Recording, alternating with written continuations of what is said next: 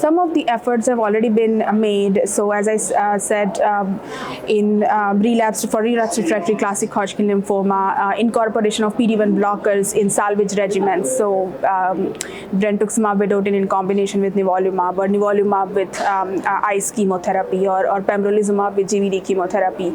These regimens have led to higher rate of complete remissions before autologous stem cell transplant, and that has in turn, and these regimens also has shown higher progression-free survival.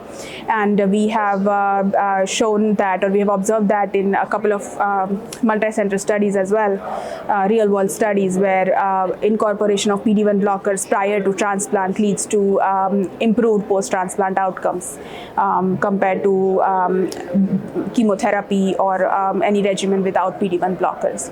So incorporating better salvage regimen is something that can improve outcomes post-transplant, and that is something that's being already done. Incorporation of maintenance regimen is another strategy that can improve autologous stem cell transplant outcomes. So we have brentuximab vedotin maintenance is a pretty much standard of care right now in relapsed refractory classic Hodgkin lymphoma, and we have some great data for pembrolizumab maintenance as well.